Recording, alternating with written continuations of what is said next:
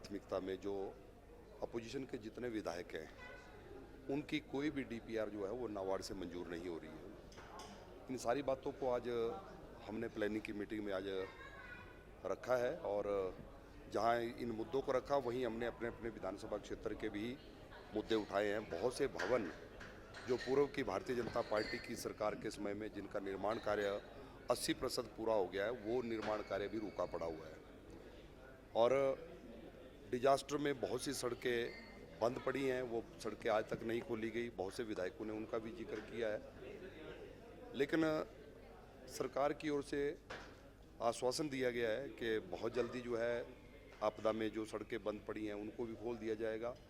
लेकिन हमने तो ये कहा कि 2023 में जो आपदा आई थी उसमें जो सड़कें बंद पड़ी हैं अभी तक तो वो भी नहीं खुल पाई हैं। और प्रदेश सरकार ने प्रावधान किया कि विधायक क्षेत्र विकास निधि में जो आपदा में जो नुकसान हुआ उसमें हम कहीं पर रिटेनिंग वॉल, कहीं पर ब्रेस्ट वॉल लगनी है, किसी के घर के आगे, किसी के घर के पिछली तरफ, उसमें भी प्रावधान किया गया था। लेकिन विधायक क्षेत्र विकास निधि की हमको 4 किस्तें 55-55 लाख की मिलनी थी, उसमें से मात्र 2 किस्तें मिली हैं। ये बात मात्र भारतीय जनता पार्टी के नहीं, कांग्रेस के विधायक भी चिंतित हैं, लेकिन वो बैठक में कहते नहीं हैं, लेकिन हमसे व्यक्तिगत तौर पर बातचीत करते हैं। और उसके साथ जिस ऐच्छिक निधि का हमने जिक्र किया, गरीब परिवारों के बीमारी के इलाज के लिए, गरीब परिवारों की शादियों के लिए वो ऐच्छिक निधि का प्रयोग जो है वो माननीय विधायक सभी लोग करते हैं, लेकिन वो भी अभी तक बंद कर दी गई है। कुछ पैसा हमको मिला है, लेकिन 14 लाख रुपए जो मिलना था उसमें से पूरी राशि नहीं मिली है। और जहाँ तक विधायक प्राथमिकता की बैठक इसीलिए बुलाई जाती है कि हम अपनी प्राथमिकता अपने अपने विधानसभा क्षेत्र की, क्योंकि हम सब लोगों के द्वारा चुन कर आए हैं और अपनी प्राथमिकताओं को प्लानिंग की मीटिंग में, वर्ष की जो ये प्लानिंग मीटिंग होती है उसमें रखते हैं, क्योंकि यह हर बजट सेशन से पहले जो है प्लानिंग की मीटिंग्स होती हैं। लेकिन पिछले 3 प्लानिंग की मीटिंगों में जो बातें, जो प्राथमिकताएँ भारतीय जनता पार्टी के विधायकों ने दी है, सरकार ने उनकी ओर कहीं पर गौर नहीं किया है। हमने जहां सड़क की बात कही है, जहां हमने पानी की, सिंचाई की स्कीमों की बात कही है, एक भी डीपीआर, वही डीपीआर नाबार्ड से हमारी मंजूर हुई है जो पूर्व की जयराम जी की सरकार के समय में जो हमारी नाबार्ड में गई थी वो मंजूर हुई है। उसके बाद वर्तमान की सरकार के दौरान कोई भी हमारी डीपीआर मंजूर जो है वो नाबार्ड से हमारी सड़कों की, पीने के पानी की, सिंचाई की स्कीमें मंजूर नहीं हुई है। इन सारे मुद्दों को लेकर आज सभी विधायकों ने अपना अपना पक्ष रखा है। सरकार ने कहा है कि बजट के दौरान बजट में बहुत सी चीज़ों का प्रावधान किया जाएगा। जहां जो भवन 80% जिनका निर्माण कार्य पूरा हो गया है उन निर्माण कार्यों को भी पूरा किया जाएगा। ऐसी बातों का जिक्र आज मुख्यमंत्री जी ने किया है। अब देखते हैं, बजट सत्र बहुत जल्दी आने वाला है और जब बजट आएगा उसमें सारी बातों का पता जो है वो चल जाएगा। भारतीय जनता पार्टी के विधायकों को आज अंदर पत्र जो है, कल जो वित्तीय स्थिति पर एक प्रेजेंटेशन दी जा रही है उसको लेकर आज पत्र हमको मिला, लेटर हमको मिला है।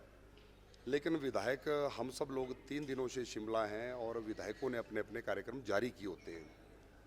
सभी विधायक जो पिछले कल आए थे वो भाजपा के सभी विधायक वो चले गए और आज जो हम लोग आए हैं, हमने भी कल के अपने प्रोग्राम हमारे निर्धारित हैं, तो आज ही हमको पत्र मिला। और इस प्रकार की कोई प्रेजेंटेशन अगर होनी होती तो उसको लेकर अच्छा होता कि प्रदेश के मुख्यमंत्री जी, नेता प्रतिपक्ष हमारे दल के नेता से बात करते और कोई समय तय होता तो हम भी उस प्रेजेंटेशन में हम भी शामिल रहते हैं। लेकिन हमने कहा है कि कल आपने प्रेजेंटेशन अपनी सुविधा के अनुसार रखी है, क्योंकि आपकी कैबिनेट है और आपने अपने विधायकों को शायद रोका होगा।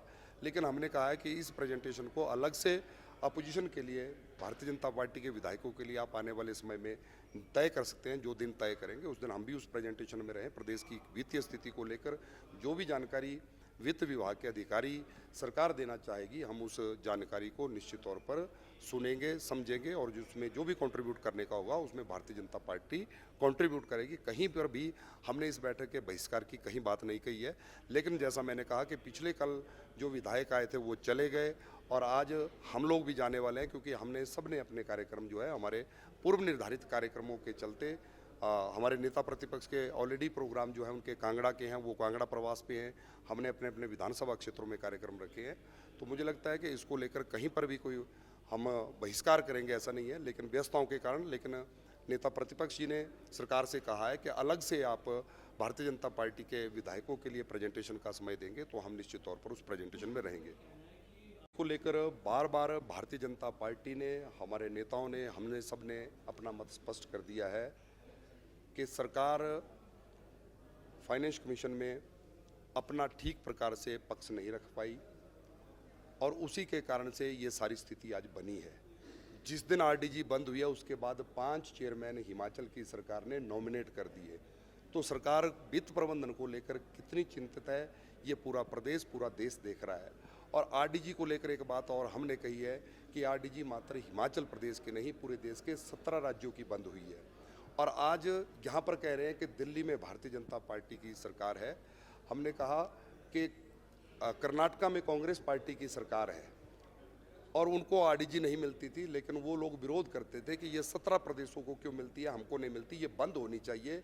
ये कांग्रेस शासित प्रदेश कर्नाटका ने मांग की थी और अब ये 17 प्रदेशों की आरडीजी जो बंद हुई है, ये मुझे लगता है कि हिमाचल की प्रदेश की सरकार इसके लिए जिम्मेवार है, जो ठीक प्रकार से अब फाइनेंस कमीशन के सामने अपना पक्ष नहीं रख पाई। और फाइनेंस कमीशन जो है एक ऑटोनोमस बॉडी है, वहाँ पर सरकार अपने किस प्रकार से अपने खर्चे कम किए, किस प्रकार से आपने आय बढ़ाई, ये सारी बातें वहाँ पर आप ठीक प्रकार से रखते तो मुझे लगता अच्छा होता। भारतीय जनता पार्टी को हर बात को लेकर दोष देना जो है ये बात ठीक नहीं है। मैंने एक उदाहरण दिया कि जिस दिन आरडीजी बंद हुई उससे अगले दिन प्रदेश के मुख्यमंत्री हिमाचल प्रदेश में बना दिए।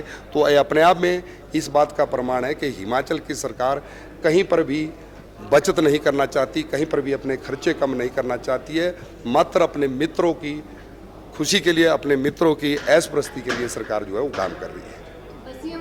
भारतीय जनता पार्टी कांग्रेस के नेताओं से या मुख्यमंत्री जी के कहने से नहीं, भारतीय जनता पार्टी की रणनीति जो बनेगी वो भारतीय जनता पार्टी का अपना विधायक दल तय करेगा।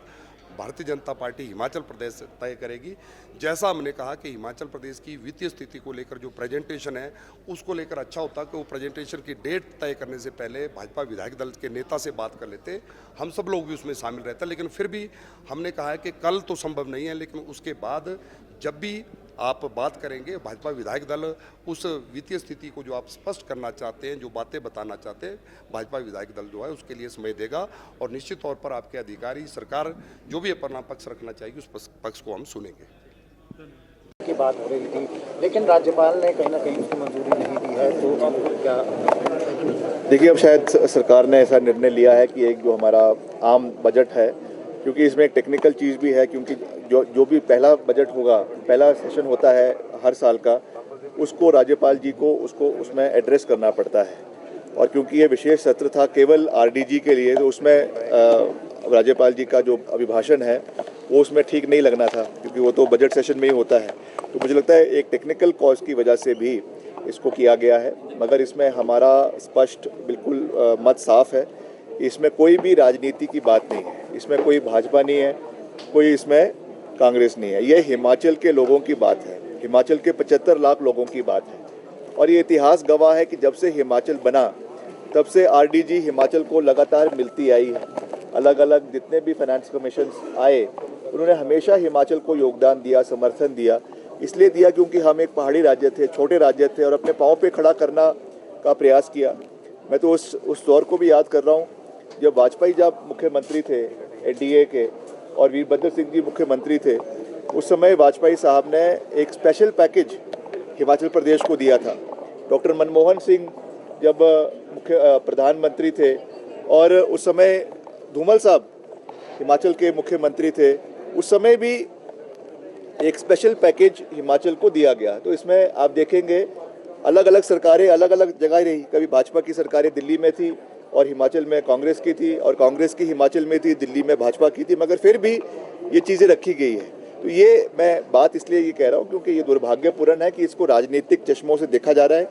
ये हिमाचल के लोगों के हित की बात है, हिमाचल के 75 लाख लोग के हित की बात है, और इसीलिए मुख्यमंत्री जी ने इसकी गंभीरता को समझते हुए अगले कल कैबिनेट मीटिंग भी रखी है, और कैबिनेट मीटिंग के बाद जो है एक सर्वदलीय बैठक का भी आयोजन किया गया है। अब हमें नहीं पता कि उसमें नेता प्रतिपक्ष और विधायक के साथी जो भाजपा के विधायक है वो आएंगे कि नहीं आएंगे। हम तो कहेंगे वो आए, उनको आना चाहिए और इस विषय पे गंभीरता से चर्चा करनी चाहिए।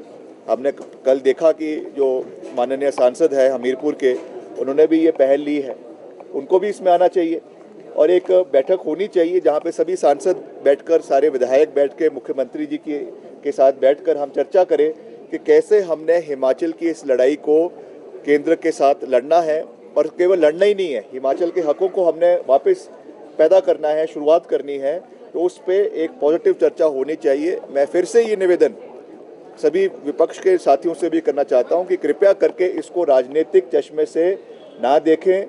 This is a matter regarding the people of Himachal Pradesh, 75 lakh people of Himachal Pradesh, और उनके हित हमारे लिए सर्वश्रेष्ठ थे, है और आने वाले समय में भी रहेंगे। और उसी दृष्टि से इस बैठक का आयोजन जो है वो कल किया जा रहा है। सर, आरडीजी जरूर बंद सी है, लेकिन आपके डिपार्टमेंट को 46 करोड़ रुपए उत्कृष्ट कार्य के लिए मिले हैं। हाँ, ये बहुत खुशी की बात है कि मैं लगातार हम अपने डिपार्टमेंट में नए रिफॉर्म्स लाने की कोशिश कर रहे हैं, पूरा प्रयास कर रहे हैं। अभी कुछ ही दिन पहले हमारे विभाग को 2300 करोड़ रुपए जो है वो प्रधानमंत्री सड़क योजना के चौथे चरण में मिले, और अभी पिछले कल ही एडिशनल 46 करोड़ पीडब्ल्यूडी डिपार्टमेंट को दिए गए हैं। और ये इसलिए दिए गए हैं, ये इंसेंटिव पैसा है।